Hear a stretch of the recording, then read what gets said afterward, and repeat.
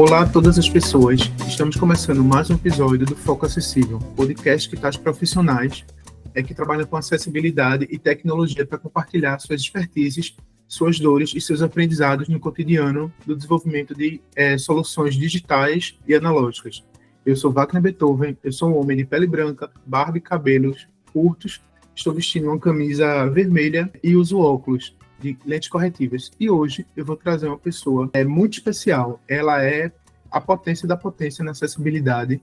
Ela é autora de livros de testes e acessibilidade, PhD em acessibilidade digital e inclusão da pessoa com deficiência pela Universidade de Aveiro, mestre em ciência da computação com foco em acessibilidade digital, CEO e co-founder da T-Access, empresa que trabalha com acessibilidade digital, empreendedorismo e inclusão da pessoa com deficiência. No mercado de trabalho, tem 25 anos de experiência nas áreas de STEM e também palestrante, pesquisadora e professora do Stricto Sensu da SES School.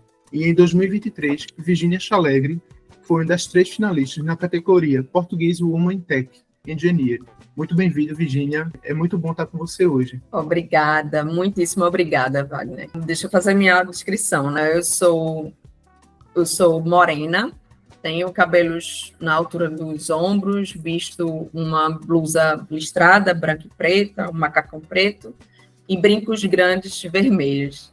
E estou muito, muito feliz de estar aqui. Finalmente conseguimos. Depois de muitos desencontros de agenda, né? Então a gente começa Exato. Hoje.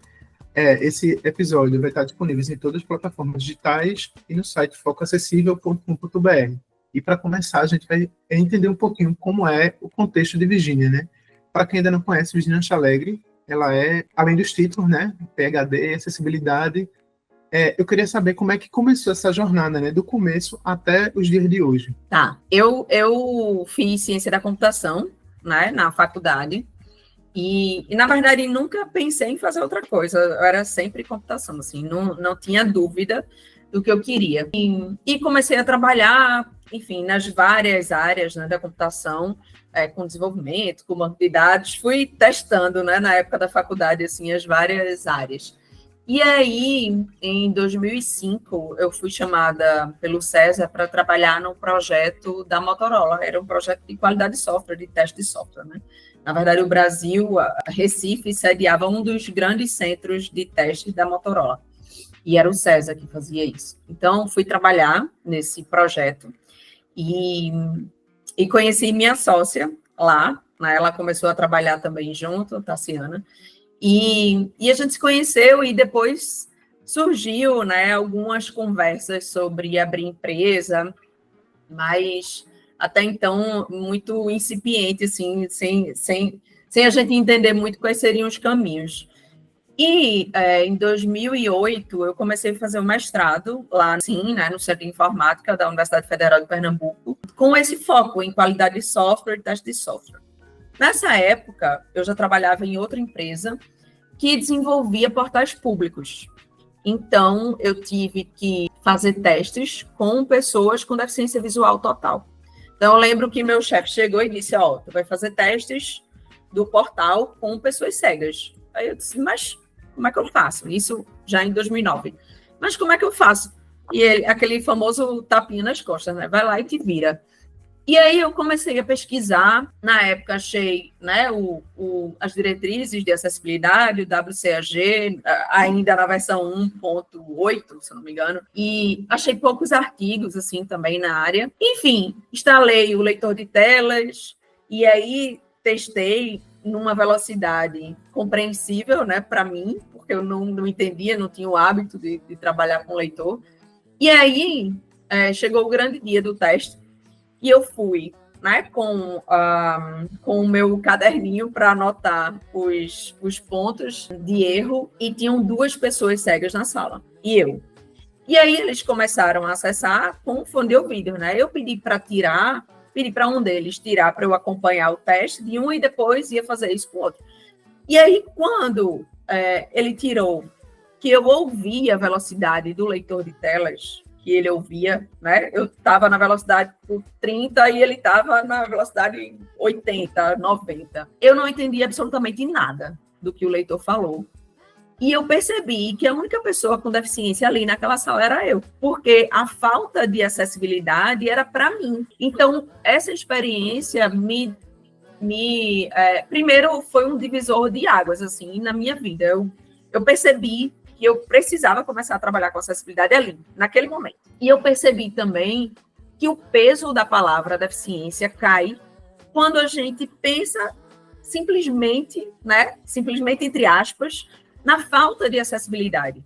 Porque se a pessoa tiver acesso, né, se, enfim, tanto as ruas, né, a acessibilidade arquitetônica, ou acessibilidade digital, ou acessibilidade atitudinal for executada, as pessoas não vão ter muito mais autonomia, né?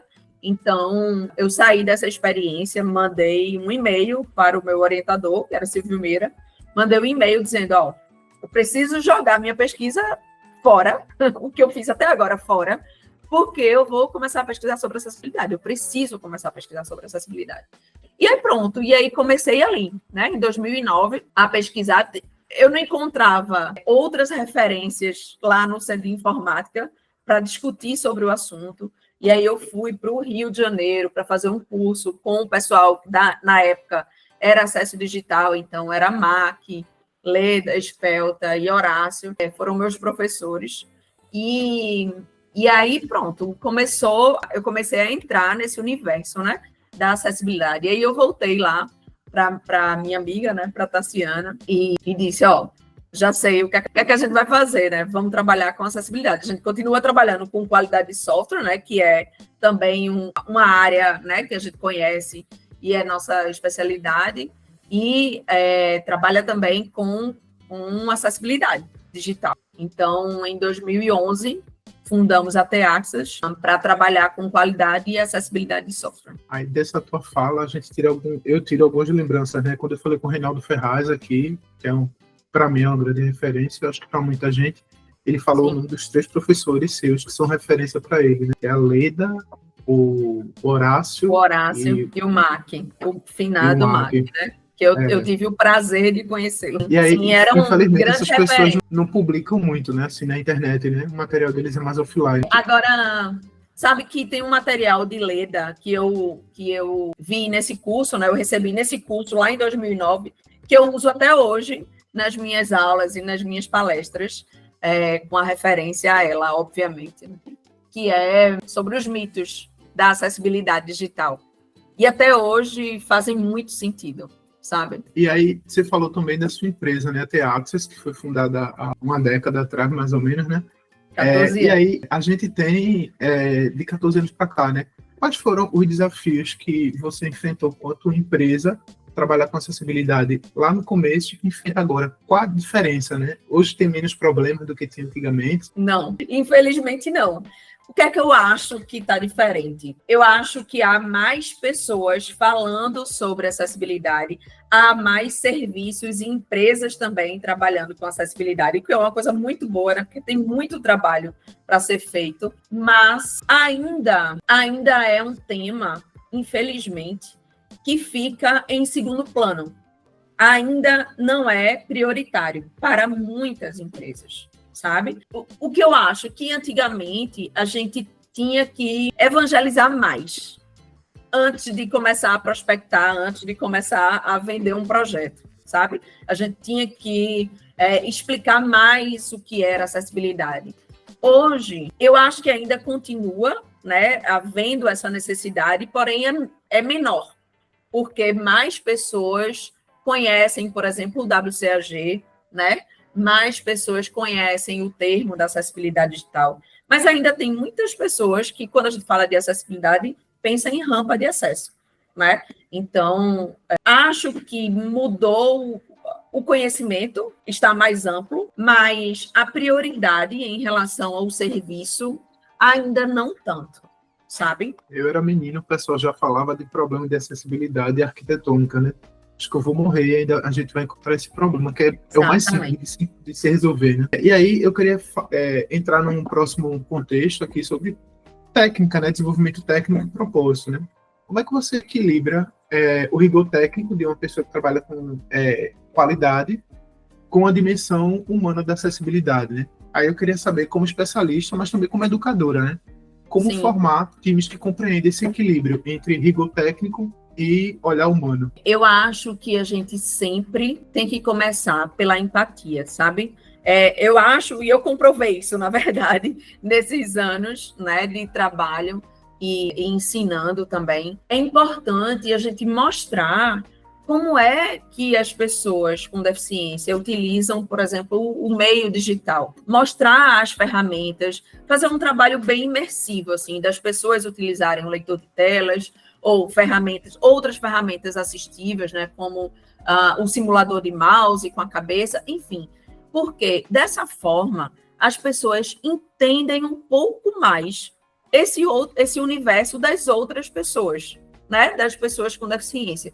E aí, a partir daí, com o coração mais aberto, a técnica ou o conceito da técnica é aprendido de forma mais fácil, sabe? Porque eu poderia falar, e eu posso falar isso aqui, ó, gente, vocês entram aí no site do WCAG 2.2, que é a última diretriz internacional de acessibilidade, vocês entram na norma, né, a BNT 17225, que é a norma brasileira de acessibilidade, foi lançada agora em março de 2025, e tem lá, ó, todas as regras, né, de desenvolvimento acessível. Então, vocês podem olhar para essas regras e desenvolver os seus sites, suas plataformas digitais, né, de uma forma geral, de maneira acessível. É simples, está aí a informação, tá? Não é escondido de ninguém, está aí a informação disponível. Mas, quando as pessoas entendem que eu devo colocar uma descrição numa imagem, num botão, num ícone, e aquela descrição vai fazer com que uma pessoa com deficiência visual consiga acessar aquele conteúdo, quando eu entro por aí, sabe, é como se despertasse um outro olhar para quem está desenvolvendo. Desenvolvendo, que eu falo, profissionais que estão envolvidos, né, com o desenvolvimento, não só o desenvolvedor, né, mas a pessoa que trabalha com design, a pessoa que trabalha com teste de software, a pessoa que gerencia, né? Então, nesse ciclo inteiro. Então, para mim, assim, é muito importante o exercício da empatia, sabe? Para depois mostrar a técnica, porque aí é tudo muito mais fácil, entende? Quando eu entendo o porquê, a razão de eu implementar aquilo, é muito mais fácil das pessoas implementarem, sabe? Então, eu nunca começo, assim, uma aula sem antes fazer um exercício de empatia. Assim, para mim, não faz mais sentido. Eu já fiz isso lá no começo, né? Enquanto eu estava aprendendo. E aí, como não é, muitas vezes, uma barreira vivenciada pelas pessoas que estão ali, e elas não conhecem, então eu senti que faltava esse passo da pessoa entender a dor do outro, se colocar no lugar do outro, e aí sim, né, implementar algo que a mesma pessoa pode precisar lá na frente, né? Tu trouxe um negócio, esse lance de tocar o ser humano primeiro para depois tocar o técnico, ele é importante porque faz com que essa acessibilidade, a inclusão, ela fique enraizada na pessoa, né? Então, ela não precisa fazer por fazer, não é só um trabalho que ela vai fazer e acabou, tá? Exatamente. E às vezes tem assim, eu encontro um aluno meu que estudou comigo, sei lá, há muito tempo, muitos anos, e me diz, professor, eu ainda estou trabalhando com acessibilidade, viu, depois daquela aula, e eu fico, sabe, assim, valeu a pena, pronto, missão cumprida, já valeu, assim, sabe? Se você consegue tocar no coração de uma pessoa, já tem o trabalho feito. E dessa tua fala, um dos pontos, pelo menos para mim, que eu fico muito orgulhoso, é quando eu estou fazendo protótipo na tela, faço o protótipo de alta fidelidade, e eu vejo aquilo ali construído e funcionando igual. Me dá orgulho. E me deixa muito mais orgulhoso quando eu sei que foi construído de maneira inclusiva, ou seja, todas as pessoas vão poder ter acesso à informação, independente se ela vai ter informação de um jeito ou de outro, mas ela vai ter essa informação, sabe? Seja com leitor de tela, um assistente de Libras. Exatamente. E aí eu queria já pegar esse gancho da tua fala para dizer que eu ouço muito, e inclusive um dos mitos da Leda, e fala assim, é melhor fazer uma página especial para pessoas com deficiência, porque a minha página vai ficar feia, se for acessível, né? E aí você está trazendo exatamente a resposta contrária, né? Não precisa ficar feia. Se você incluir, né, os elementos de acessibilidade em todos os componentes da sua tela, não vai ficar feia. E se você fizer uma página especial, né, para a pessoa com deficiência, vai fazer quantas páginas especiais? Né? Porque o tipo de acesso da pessoa com deficiência visual é um, o tipo de acesso da pessoa com deficiência auditiva é outro, o tipo de acesso da pessoa com deficiência motora é outro, enfim, o tipo de acesso da pessoa intelectual é outro. Então, e aí com as várias especificidades dentro desses grandes grupos que eu mencionei, né? Então, não, a gente não precisa fazer uma página especial, né? Porque isso também é uma forma de exclusão. Se eu separo, né, o acesso é uma forma de exclusão.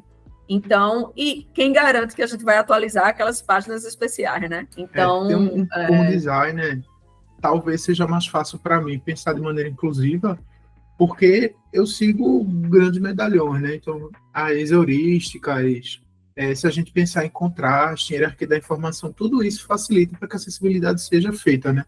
No caso do desenvolvimento, o buraco seja mais embaixo, né? Então, requer um esforço maior para eles, porque, de maneira educativa, na construção de profissional dele, é um assunto pouco falado, né? E aí tu trouxe um pouco, pode falar. Não, e assim, é uma discussão que, inclusive, a gente estava tendo na semana passada no Inovaê, né, com alguns profissionais, inclusive você, alguns profissionais da área, falando sobre a importância de trazer a acessibilidade para as disciplinas da graduação, né? Então, lá na School, a gente já tem esse trabalho, né, de trazer acessibilidade para a graduação de design, no mestrado também. E aí, acho que ainda tem muitos passos, né, a dar em todas as universidades, mas o fato da gente ter, né, a IHC, né, interação humano-computador, enfim, tem muitas variações desse nome, mas ali já tem, né, alguns módulos de acessibilidade, então acho que a gente precisa ressaltar mais a importância, né, dessa disciplina nas universidades, sabe? Enfim, eu acho que é importante desde sempre, né, desde do jardim de infância, mas eu tenho uma visão otimista, assim, a longo prazo, não tão otimista, mas otimista a longo prazo, de que esse cenário vai mudar, assim, porque eu acho que tem muita gente boa discutindo sobre isso e influenciando também as próprias instituições de ensino, sabe? Então, tenho esperança. E aí, sobre a tua fala lá do começo, tu falou sobre que a Leda dizia, né, não precisa criar várias páginas pelas deficiências, né? Vai dar manutenção? Não vai dar manutenção, porque ninguém... O pessoal já não pensa no começo, vai pensar em manutenção dessas páginas. E aí Exato. Também, quando a gente separa, quando a gente pensa em negócio, não é inteligente fazer tantas coisas, né? É mais fácil gastar um esforço para deixar tudo numa página só, porque garante a manutenção, garante a qualidade, né, os testes, e aí ganha-se também em outras coisas. Aí, tu falou um ponto aí sobre essas múltiplas páginas. Eu nunca vi, já ouvi falar muito, mas nunca vi na prática páginas específicas para pessoa com deficiência. Na tua visão, qual o principal erro que as empresas cometem em implantar acessibilidade, né, seus produtos? Como é que você lida com isso de forma prática? Eu já vi, tá? Essas páginas especiais. Eu lembro que tinha há muito tempo. Hoje em dia eu acho que não tem mais. Na Caixa Econômica tinha uma página especial para pessoas com deficiência visual, mas eu acho que hoje em dia não tem mais. Veja, eu acho que um dos grandes desafios que as empresas tentem implementar a acessibilidade de uma forma que inclua uma máscara de acessibilidade para cumprir lei, certo? Existem leis brasileiras, né? Existe a Lei Brasileira da Inclusão, já fez 10 anos, né? Esse ano, é de 2015. Antes, já existiam decretos de lei, desde 2004, que se diz que os portais, o de 2004 era, em 12 meses, todos os portais públicos precisam ser acessíveis. Ou seja, 2005, tudo era para estar acessível. Aí, 10 anos depois, 2015, lança a Lei Brasileira da Inclusão, que amplia essa necessidade de acessibilidade para todos os portais com domínio BR, né? Então, todos os portais brasileiros, né, todos os sites brasileiros precisavam ser acessíveis. E aí a gente tem uma pesquisa do ano passado, né, do movimento Web para Todos, que diz que 97%, até mais um pouco, não são acessíveis, ou seja, apresentam erros de acessibilidade, certo? E aí o que é que acontece? Tem muitas empresas que, para atender essa lei, né, para cumprir a lei, mascaram essa acessibilidade. O que é que fazem? Pegam um plugin e inserem no seu site. Então, tem um plugin lá de acessibilidade, onde tem algumas funcionalidades de aumentar texto, diminuir texto, aumentar o espaçamento, colocar em negrito alguns links, enfim, tem algumas funcionalidades de acessibilidade. Só que, qual é o grande problema? É que a tecnologia assistiva, ou seja, as ferramentas que as pessoas com deficiência utilizam para acessar, né, as plataformas digitais, não necessariamente vão se comunicar com esse plugin, porque elas vão acessar o conteúdo do site. Então, por exemplo, se eu sou uma pessoa cega e eu utilizo um leitor de telas, eu não vou precisar usar o plugin para absolutamente nada, certo? Eu vou entrar no site e vou acessar o conteúdo. Se esse conteúdo aqui, né, a raiz desse conteúdo aqui não é acessível, aquele plugin não está adiantando de nada para mim, nada. Então, algumas empresas, ou por falta de conhecimento, eu sei que é por falta de conhecimento, porque eu já ouvi essa pergunta, né? Então é só colocar o plugin e está acessível, é isso? Não, não é, né? Ou por falta de conhecimento, ou só para mostrar, né, que atende a lei, coloca esse plugin. Então, os desafios são, né, essas soluções alternativas que, na verdade, não solucionam a raiz do problema, né, a falta de conhecimento, porque ainda tem muita gente que acha que acessibilidade é rampa de acesso, então não acha que acessibilidade tem a ver com o digital também, né? E a falta de priorização desse tema. E aí, Wagner, a gente que eu falo Teaxas, né? A gente tem mudado esse discurso da gente, porque o nosso discurso ia muito pela bandeira que levantamos, assim, do ativismo, né? Da acessibilidade, da inclusão de pessoas da ciência. Mas, assim, como não é um tema que é comprado, digamos assim, por todo mundo, e a gente sabe que se a gente ampliar o acesso, a gente amplia também a quantidade de clientes, a quantidade de consumidores daquelas empresas. Então, a gente tem mostrado também às empresas esse lado do ganho financeiro mesmo, do aspecto financeiro, sabe? Você pode fidelizar e ampliar seus clientes a partir da acessibilidade digital. Então, eu acho que é bem importante a gente trazer isso à tona, porque para mostrar que as pessoas com deficiência também gastam dinheiro, também pagam, também, né, também consomem, né? Então, eu acho que é muito importante relembrar isso. Tu falou algumas coisas, aí me veio algumas lembranças que quando eu levanto o termo acessibilidade, é só olhar de lado, assim. Então, meio que a gente tem que ir pelas beiradas, né? Que a turma não gosta muito de falar sobre o assunto.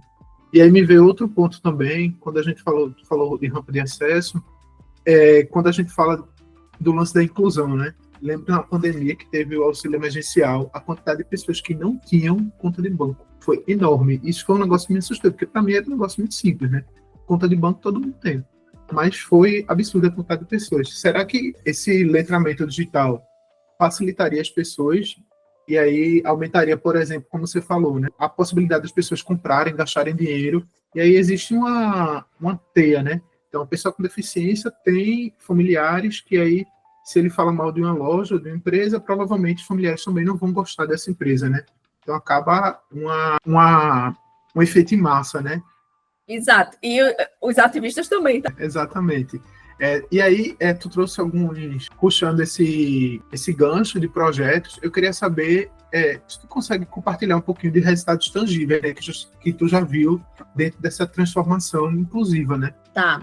Aí eu vou explicar um pouquinho assim do que a gente faz, que eu acho que eu terminei nem explicando, né? Nesses 14 anos, para poder responder essa tua pergunta. Nesses 14 anos, né, de T-Access, a gente tem um termo, né, no empreendedorismo que é pivotar, né? Quando você muda, né, de projeto ou encontra uma oportunidade em outro espaço, né? A gente pivota, a gente muda de missão até. E na T-Access, a gente costuma dizer que a gente não pivotou, a gente abraçou projetos, né? Então, ao longo desses 14 anos, a gente nasceu, né, como uma empresa que faz, né, que trabalha com qualidade de software e acessibilidade de software.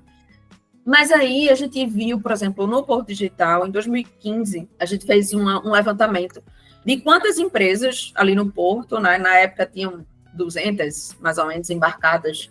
Hoje tem mais de 400. E aí a gente fez uma pesquisa para ver quantas vagas para pessoas com deficiência existiam em aberto, pela lei de cotas, né? Outra lei da inclusão, que é desde os anos 90, diga-se de passagem. E aí tinham 170 vagas em aberto na época, porque a cada percentual, a cada quantidade de funcionários numa empresa tem um percentual que precisa ser contratado, né, de pessoas com deficiência. E aí a gente foi entender qual era a grande explicação, assim, né, por não contratar essas pessoas.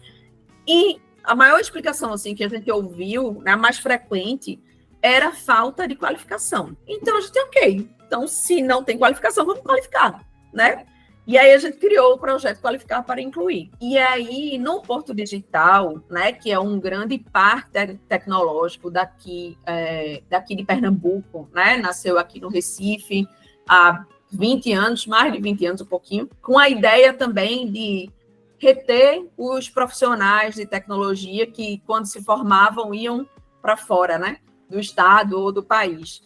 Então, aí nasceu ali, junto também com o César, né, com essa ideia, né, de fomentar esse tema de tecnologia aqui no Recife, né, aqui no estado, e algum tempo depois fomentar o empreendedorismo. Então, hoje em dia, a gente é um grande ecossistema empreendedor, né, que começou lá em 2010, 2011, quando a T-Access também surgiu. Então, a gente criou esse projeto e propôs, né, ao Porto fazer um treinamento de teste de software, que era a nossa expertise também, para pessoas com deficiência. E aí a gente fez uma turma de pessoas de deficiência visual, outra de pessoas de deficiência auditiva e outra de pessoas de deficiência intelectual. Fizemos esse projeto, e aí vou para os resultados tangíveis, tá? E aí um percentual, né? Acho que 40 pessoas, se eu não me engano, 45 pessoas foram captadas pelo mercado de trabalho, de 80, né, que foram 4 turmas, 2 de pessoas com deficiência auditiva. E esse é o resultado tangível, né? Essas pessoas foram captadas pelo mercado. Eu tive 80 alunos, 40 foram captados pelo mercado de trabalho e começaram a trabalhar com teste de software, com qualidade, e outros migraram para desenvolvimento. O resultado intangível, que para mim assim, é o que causa maior impacto, é quando essa pessoa, né, imagina uma pessoa cega, começa a trabalhar do lado de alguém que nunca nem viu uma pessoa com deficiência. Quanto mais uma pessoa com deficiência programando, ou testando, ou gerenciando. E aí, esse impacto dessa pessoa ali naquele ambiente reverbera por todos os seus pares, né, as pessoas que trabalham juntos, e depois reverbera para a empresa e para outros acessos. Então, eu vi gente, depois que que entrou em empresas, empreendendo com outras pessoas.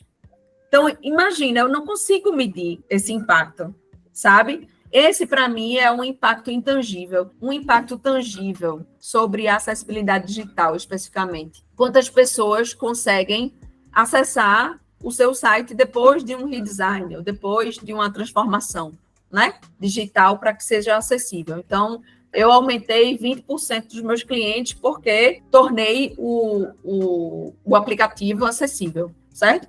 Isso é um impacto tangível. O intangível e aí eu vou dar um exemplo, vou tentar não chorar. Eu estava lá em Aveiro, né, no doutorado, e aí eu fui chamada para compor a equipe do portal, que a gente ia fazer um redesign do portal, e aí eu fui chamada para implementar, né, a acessibilidade desse portal, validar a acessibilidade, enfim, né, conduzir esse trabalho. E aí eu disse, né, eles queriam colocar o nível AAA na página principal. E aí queriam que tivesse vídeo, né, queriam que tivesse, enfim, vários componentes. Eu disse, ok, mas o vídeo precisa ter audiodescrição, precisa ter tradução para LGP, que é a língua gestual portuguesa, precisa ter legenda, e todos os componentes com todos os requisitos, né, do AAA, do WCAG. E aí, eu lembro que tinha uma pessoa cega que trabalhava lá na universidade e que eu sempre ia lá contar com ele também para testar, para validar, para fazer um design participativo, né? E depois eu já tinha até saído do projeto, e aí quando implementaram esse vídeo e colocaram, foi um vídeo descritivo da universidade, era um vídeo que era para chamar novos alunos, e aí era uma imagem de cima, assim, onde descrevia todos os departamentos da universidade, enfim, como estava organizada e estruturada a universidade. E aí ele viu, né, esse vídeo, essa pessoa cega acessou o vídeo e aí gravaram o acesso dele e me mandaram depois. Ele chorando e dizendo, eu trabalho aqui há mais de 10 anos e eu não sabia como era a universidade. Então, eu estou sabendo agora, por esse vídeo, né, por essa página, que é a página, o site, né, da universidade, estou sabendo agora como é que está organizada a universidade, né? Como é que está estruturada. Então, muito obrigada por me incluir. É um impacto que eu não consigo medir, sabe? O reitor da universidade chorou. Então, assim, é um impacto que eu não consigo medir, entendeu? Acho que eu respondi, né? Existem algumas coisas da tua fala que eu queria comentar, que é o primeiro que você falou aí. A pessoa com deficiência, quando entra no ambiente de trabalho, ela muda, né, o seu entorno, né? Faz com que as pessoas entendam a diversidade humana. E aí existe outro ponto, que quando tu qualifica uma pessoa com deficiência, tu muda a vida dela não porque ela conseguiu um emprego, né? Aquele negócio de ter, né? Tu vai mudar toda a família dela, vai fazer com que ela tenha uma autoestima melhor, vai se entender como uma força de trabalho profissional, que tem qualidades, defeitos que precisam melhorar. Exato. E aí, o bacana disso, que faz com que, provavelmente, se mais pessoas com deficiência trabalhassem nessa faculdade, provavelmente esse vídeo tinha vindo antes, sabe? Porque as pessoas não se importam com a diversidade humana, né? Então, eu só vou olhar ali o meu entorno, se não tiver uma pessoa cega, uma pessoa cadeirante, ou uma pessoa com deficiência cognitiva, seja lá qual for, ela não vai se importar com o outro, né? Puxando esse assunto de importância, desculpa a audiência, eu vou pesar o clima porque eu vou falar de mulher, né? do gênero feminino no mercado de tecnologia, né? E aí é um assunto que eu sempre, quando vem mulher aqui, eu sempre falo, porque eu sinto falta. Porque eu trabalhei majoritariamente são masculinos, né? E aí eu queria entender, né? Você tem uma atuação múltipla, né? Com liderança, pesquisa, com docência, consultoria, né? Como é que tem sido ocupar esse local sendo mulher, tendo esse cargo, esse papel de cabeça desses locais dominado por homens? Então, sabe que outro dia eu estava numa reunião e aí tinha umas 15 pessoas, assim, numa reunião remota, né? Tinha umas 15 pessoas. Quando eu me inteirei, assim, do que eu estava vendo, eu percebi que tanto tempo depois a realidade continua a mesma, porque só tinha eu de mulher, sabem? Numa sala de 15 pessoas. Então, assim, é muito difícil não ter representatividade, assim, você não se vê representado nos lugares, sabe? É muito difícil, assim. E eu acho que eu sempre né? Hoje em dia, menos, porque você vai amadurecendo também, vai mudando um pouco, mas o início da minha carreira, assim, onde eu entrava, né, nos ambientes masculinizados, né, eu sempre vestia uma máscara, assim, uma capa de dureza, sabe? Assim, eu não queria que ninguém pensasse que eu estava ali por qualquer outra coisa que não o meu trabalho. Pura e simplesmente meu trabalho. Queria ser amiga de ninguém, não queria ser colega de ninguém, eu queria trabalhar, certo? Então, depois de um tempo que eu entrava, imagina, eu entrava num projeto novo, numa empresa nova, estava ali séria, não falava com ninguém, não era amiga, não saía para almoçar, não queria isso. E aí, quando, né, depois de um tempo que você mostra seu trabalho, então, quando eu mostrava meu trabalho, aí sim eu relaxava um pouco, porque eu tentava evitar, né? Na verdade, eu evitava com essa couraça, né? Eu evitava ou falassem de mim ou viessem, sei lá, soltar qualquer gracinha para mim, sabe assim? Então, e aí depois, né, de um tempo, eu pensando e refletindo sobre isso, eu disse, caramba, era muito difícil também fazer isso, sabe? Porque eu não sou assim, eu não sou essa pessoa, eu sou a pessoa que vou chegar, que vou falar com as pessoas, que vou virar BFF logo na primeira conversa, sabe? E aí eu percebia que eu fazia isso e meio que me endurecia, sabe? Me fechava. Então, assim, isso, claro, né? Você vai se curando ao longo do tempo. Ok, percebi, me curei, pronto, já não faço mais. Não é assim, né? Mas olhando para isso, eu vejo que era uma barreira muito grande, assim, para mim, sabe? Porque eu fazia isso comigo exatamente para evitar qualquer coisa, porque no ambiente eu só encontrava, na maioria, homens, né? Então, e aí eu vejo, assim, muitas meninas, né, que até partem para uma outra decisão, uma decisão de carreira, porque não querem estar nesses ambientes, né? Então, eu acho que ainda tem um trabalho, assim, muito grande. Já acho que está melhor, não acho que ainda que já alcançamos, assim, a equidade, mas está um pouco melhor. Mas, assim, eu vejo que ainda há um trabalho inclusive nas escolas, né, de mostrar, assim, que é preciso ter mais presença feminina, até para a gente entender, de fato, o que é a diversidade. Para as empresas também entenderem quais benefícios a diversidade traz. E aí, com, né, diversas comunidades, diversas, né? Então, mas assim, não é muito simples, não. Não é uma conversa. Eu acho que assim, eu diria que na minha geração, na geração da minha filha, a gente ainda não vai ver essas mudanças acontecerem, apesar de estarmos caminhando para. Mas talvez daqui a 2, 3 gerações, eu acho que a gente vê uma mudança, porque eu acho que essas novas pessoas que estão vindo para o mundo já têm uma consciência completamente diferente, sabe? Então, eu tenho a esperança lá, de novo, de que esse cenário mude, assim, sabe? Mas diversas vezes eu estou em mesas, né, de discussão, de conferências sobre mulheres em tecnologia, e o discurso é sempre o mesmo, assim, sabe? A gente sempre se vê na outra. A gente sente a dor da outra porque a gente passou por aquilo, ou, enfim, está passando. Então, é muito engraçado que todo mundo tem ou passa, né, pelas mesmas barreiras, pelas mesmas dificuldades.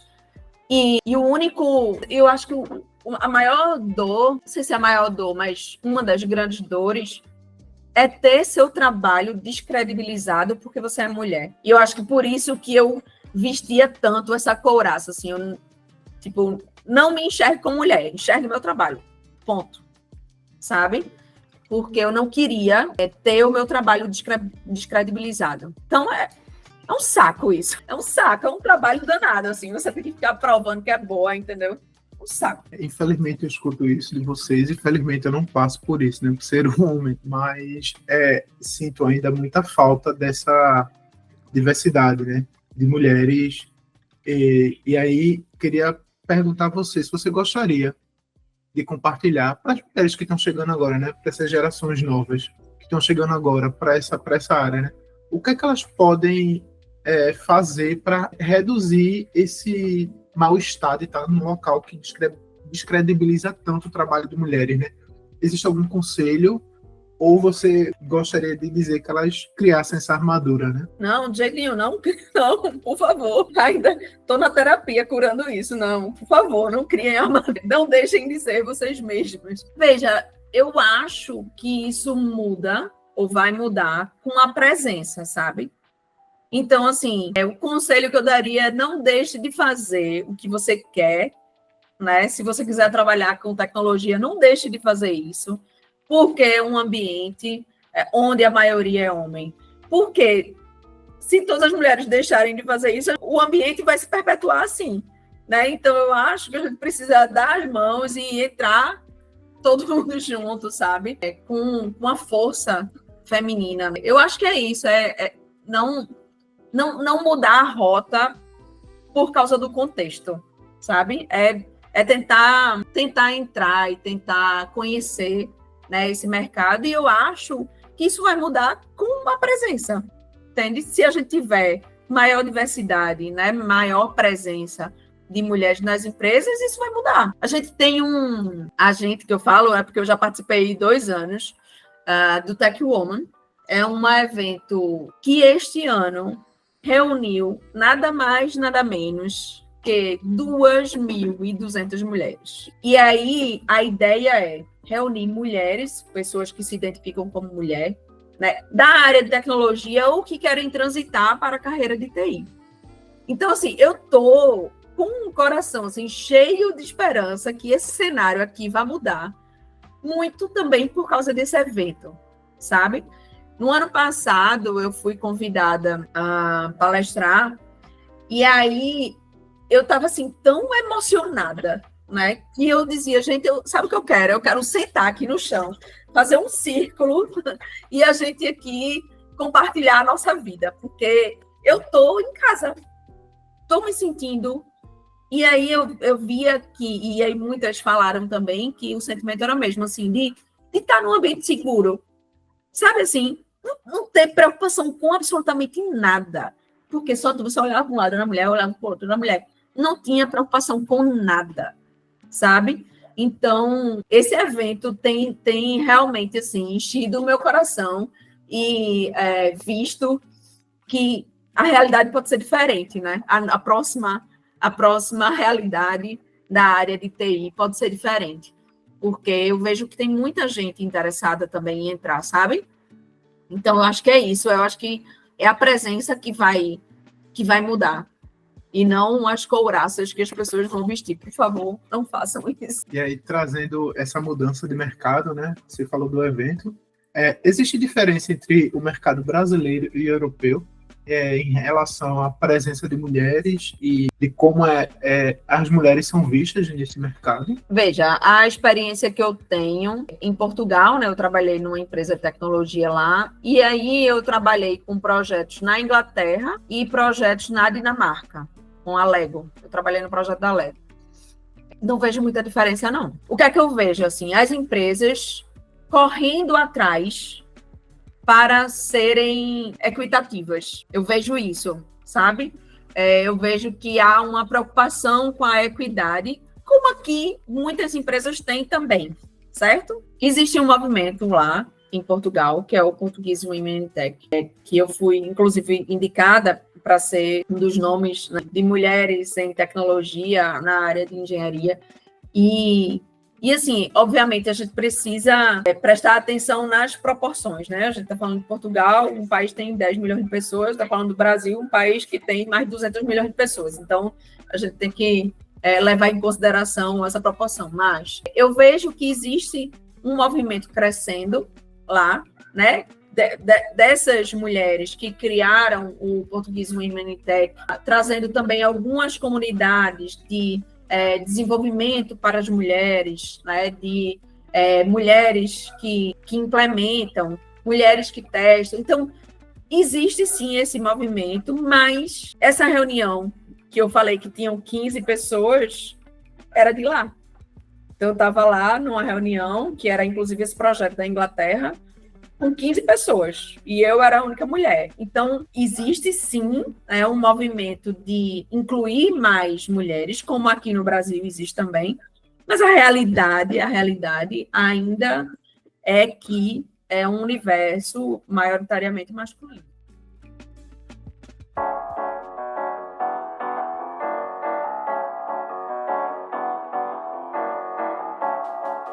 E aí, antes de passar para o próximo bloco, queria dizer para a audiência para seguir o podcast no Instagram, TikTok, LinkedIn e no Blue Sky. Tá, pessoal? Isso é importante. Clica no sininho. Exato, fazer todas esse apoio, né? Se inscrever, comentar, compartilhar, que isso é importante, né? Porque aí só assim a gente pode trazer profissionais que queiram migrar, por exemplo, uma mulher que tenha medo, vendo essa conversa com Virginia, ela pode se sentir encorajada e ser um novo profissional da área, né? E aí, Virginia, eu queria, você falou aí sobre essa mudança de mercado, eu queria trazer a parte de legislação, né? A gente teve um censo recente em 2022, né? Que aí contabilizou 18 milhões, um pouquinho mais de 18 milhões de pessoas com deficiência no Brasil, né? Você, como pesquisador, enxerga o impacto de formulações de políticas públicas e decisões governamentais no contexto das pessoas com deficiência, né? Como é que você enxerga isso? Veja, eu acho que hoje em dia a gente tem muito mais fomento e investimento em projetos que são inclusivos. Então, você vê, assim, essas agências, né, de investimento, a FACEP, a FAPESP, e você olha para os requisitos, alguns deles são a inclusão e a acessibilidade. Então, eu acho que a quantidade de pessoas reforça, né, e obviamente, as pessoas que estão à frente das lutas, né, e das discussões reforçam as políticas públicas para que haja realmente uma mudança. Claro que a velocidade que isso acontece não é a velocidade que a gente gostaria, certo? A gente já falou da LBI, né? A gente já falou do decreto da acessibilidade lá de 2004, né? Então, não é na velocidade que a gente acha que é necessária, mas, de alguma forma, impulsiona, sim, a criação dessas políticas, né? E eu acho que a acessibilidade digital traz também um reforço para essa inclusão. A gente falou lá no início, né, da NBR, então, a NBR, né, que é uma norma brasileira de acessibilidade, ela bebe da fonte da diretriz internacional de acessibilidade, né, a WCAG, só que eu acho que ela traz uma força também para essas políticas públicas, para que torne, né, os sites, ou, enfim, né, as plataformas digitais mais acessíveis. Então, é um trabalho, assim, que realmente precisa de muita mão dada, né, de muita união, de muita força, para que a gente veja as mudanças, sabe? Eu acho que, assim, eu vejo muitos projetos, né, que tratam a acessibilidade e a inclusão, e eu vejo muitos projetos espalhados, assim, pelo Brasil, né? E eu tenho um desejo, né, uma vontade de unificar, assim, esses projetos. E aí venho conversando com algumas pessoas, criei, inclusive, um grupo para a gente entender quais são as iniciativas de acessibilidade no Brasil, para que a gente possa realmente, assim, se unir e ativar ou criar ou implementar políticas públicas e mudar de verdade a realidade, né? No final das contas, é mudar o acesso, né? É prover acesso, é trazer inclusão, né? Então, no final das contas, assim, tudo isso aqui é o meio, mas o objetivo, o fim, é fazer com que as pessoas sejam autônomas e estejam incluídas, né? Então, acho que a gente precisa realmente reforçar, assim, essas iniciativas, se unir de verdade, assim, tem muito trabalho para ser feito ainda, muito. Você trouxe NBR 17/2025, você falou também da Lei Brasileira de Acessibilidade, a NBR é nova, né? A Lei de Acessibilidade daqui a pouco faz 20 anos, né? E aí a gente está longe de ter uma coisa eficaz, né? Efetiva de fato, né? O que é que falta? O que é que você imagina que falta para ela sair do papel e, de fato, se tornar uma lei, digamos, que as pessoas cumpram, né? Mesmo que seja punitiva. Eu acho que a gente precisa parar de falar de lei e falar sobre aumento da eficiência e do retorno financeiro, sabe? Eu acho que a gente precisa realmente, assim, trazer mais esse discurso à tona, porque é verdade, certo? É verdade. Quando eu tenho uma empresa mais diversa, eu tenho uma empresa mais lucrativa. Tem vários relatórios que falam sobre os resultados, né? Quando eu implemento a acessibilidade do meu e-commerce, eu vou conseguir mais clientes, certo? E essas pessoas vão conseguir acessar e vão conseguir comprar o que querem. Então, assim, enquanto a lei não for punitiva, talvez não valha muito. Infelizmente, é uma realidade, assim, infelizmente. Então, eu fico imaginando se a gente vai pelo caminho de vamos tentar reforçar isso para que a lei seja punitiva, ou vamos olhar para os aspectos financeiros e vamos incluir, trazendo esse discurso, porque é real. Então, acho que esse caminho aqui é mais rápido, sabe? Até porque depende de menos esferas para chegar lá, sabe? Mas, assim, acho que a lei punitiva, ela funciona também. Na Europa, há uma diretiva que é o European Accessibility Act, e ela já foi implementada, já foi criada há muito tempo, e ela foi implementada a partir de 28 de junho desse ano, 2025. E ela diz que todos os portais, públicos ou privados, precisam ser acessíveis, certo? Senão, vai haver multa. E aí, cada Estado-membro europeu aplica a sua multa. E aí, a Espanha já tem feito isso. E tem um exemplo, né, desse ano, que a Vueling, é uma empresa de aviação espanhola, ela recebeu uma multa de 80 mil euros porque o seu site não era acessível. Então, assim, dessa forma funciona também, tá? Dessa forma funciona também. Mas, assim, será que a gente precisa mesmo disso? Sabe? Eu fico ainda na esperança, assim, meio iludida, assim, meio inocente. Mas eu fico na esperança de que as pessoas percebam a importância, sabe? E percebam os resultados financeiros. A gente está falando de negócio também, né? Percebam o resultado financeiro disso. E aí, quando esses pontos forem percebidos, eu acho que a realidade muda um pouco, sabe? E aí, mais uma vez, unindo também todas as iniciativas de acessibilidade, porque a gente tem muita coisa para fazer ainda, gente. Muita. Eu nem enxergo muita concorrência, assim, porque, bicho, são 25 milhões de sites ativos no Brasil que apresentam falhas de acessibilidade. A gente não dá conta sozinha, não, disso. Então, a gente precisa realmente se unir, sabe? E aí, Virginia, você está falando sobre futuro, né? Levando em consideração os profissionais que fazem acessibilidade de produtos digitais, né? Existem habilidades que você considera indispensável para alguém que quer trabalhar com acessibilidade hoje? Existem algumas habilidades que eu enxergo, mas eu vou falar de uma essencial, que é a pessoa ter conhecimento sobre design participativo e envolver as pessoas com deficiência na construção de seus projetos. A gente precisa, né, obviamente, além do conhecimento técnico, das diretrizes de acessibilidade, tanto para implementar quanto para testar, né, a gente precisa envolver os usuários nessa construção, desde o início, sabe? Não é só no final para testar, não. É desde o início. Porque, dessa forma, a gente vai ter muito mais elementos, né? Muito mais informação para poder implementar um projeto acessível. E aí é bacana também que a gente chega na área da inteligência artificial, né? O profissional tem que ser também, ter esse jogo de cintura de usar essa inteligência. E aí a inteligência artificial ela tem um potencial muito grande de criar experiências acessíveis, né? Inclusivas.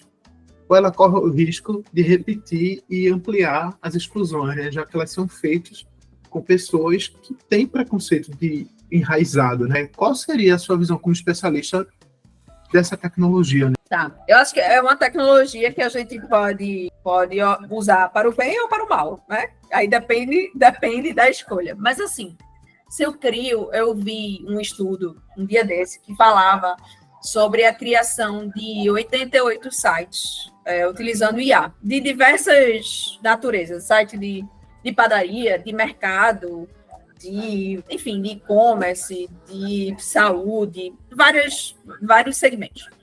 E aí, dos 88 sites criados, 64 eram inacessíveis. Por quê? Porque a IA aprende com o conteúdo que existe, certo?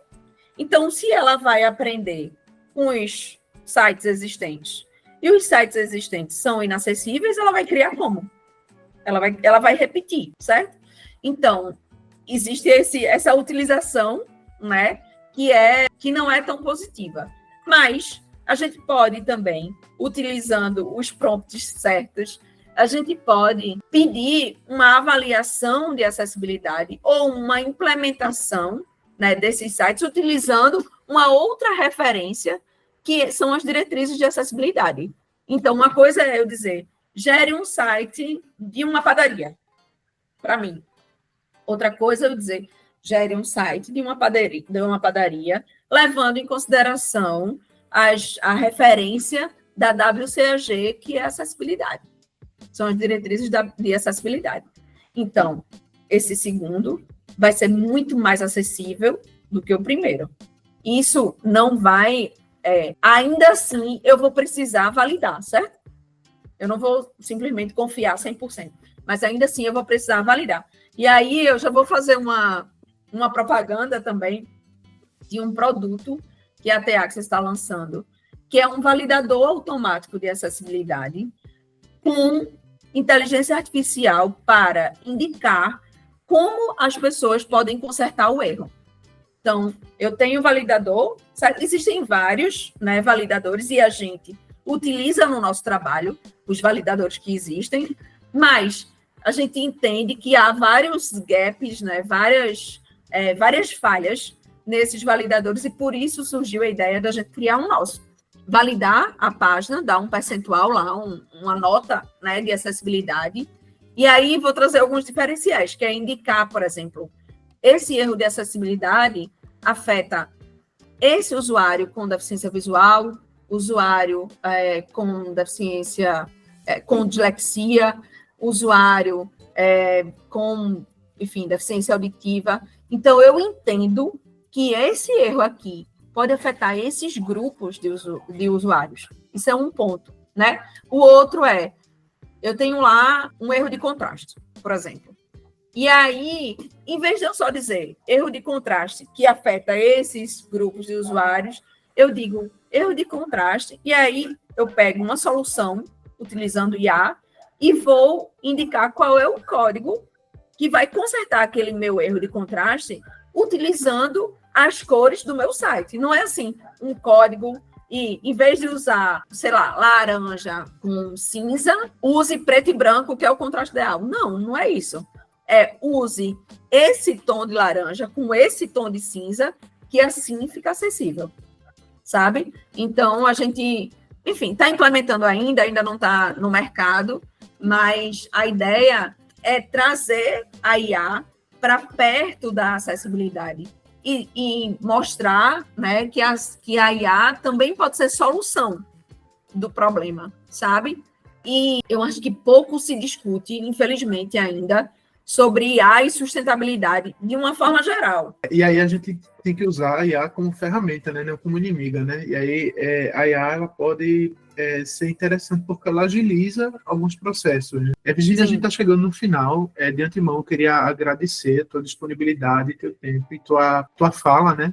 E aí eu queria pedir indicação de site profissional, iniciativa acessível, canal do YouTube, enfim. Queria que você indicasse algo ou alguém para a audiência ficar de olho. Eu gosto muito, né, do movimento Web para Todos. As pessoas podem, inclusive, entrar na liga, né, como voluntárias. Eu acho que ele traz muita informação, né? Podem seguir os nossos canais também da TAXIS, né? A gente também traz tenta, né, trazer mais conteúdos relacionados ao entendimento desse tema, né, da acessibilidade. Então, acho que é essencial olhar para as diretrizes de acessibilidade, tanto a NBR quanto a WCAG. Quero indicar também um projeto incrível do Marcelo Salles, que é o Guia de Acessibilidade, que ele transcreve, na verdade, o WCAG para uma linguagem muito mais simples, né, com cards. Então, acho que para quem está começando, é legal dar uma olhada nesses cards, é mais fácil, né, porque o guia, a WCAG, pode ser um pouco densa, principalmente para quem está começando. Então, eu começaria pelo guia de Marcelo. Acho que tá bom, né? E aí, Virginia, a gente está chegando à penúltima pergunta. Eu queria saber como é que as pessoas podem entrar em contato contigo para trocar alguma coisa, né? Aí a hora do teu jabá. Tá. Bom, a gente tá, né, no LinkedIn, T-Access, no Instagram, @t.access. Tem o site também, www.taccess.com.br. E aí, assim, a gente tem, né, os serviços tanto de qualidade de software quanto, né, de validação de acessibilidade digital. A gente cria diagnóstico de acessibilidade e mostra, né, quais são os impactos dos erros e quais são os caminhos para a solução. A gente tem o projeto, né, de treinamento para profissionais de tecnologia, né, para entenderem, profissionais que eu falo todos envolvidos na área de TI, para entenderem como é que pode se conceber e até validar um software de forma acessível, né? A gente faz também treinamentos para pessoas com deficiência, tanto em teste de software quanto em empreendedorismo. A gente fez esse projeto já aqui, junto com o Porto Digital, fez lá em Portugal também, junto com o Fab Lab em Lisboa, que é para formar, né, pessoas resolvedoras. E nessa perspectiva de quem passa pela barreira, de quem tem a deficiência, e como é que elas podem solucionar os problemas. Então, é bem legal esse projeto. Então, assim, estamos nas redes e estamos também disponíveis para conversar, para trocar uma ideia, para falar sempre sobre acessibilidade e inclusão. Todos os links, pessoal, vão estar na descrição do episódio, né? Tanto os links que o Virginia falou, tanto quanto todos os outros profissionais e serviços, as indicações que ela fez, né?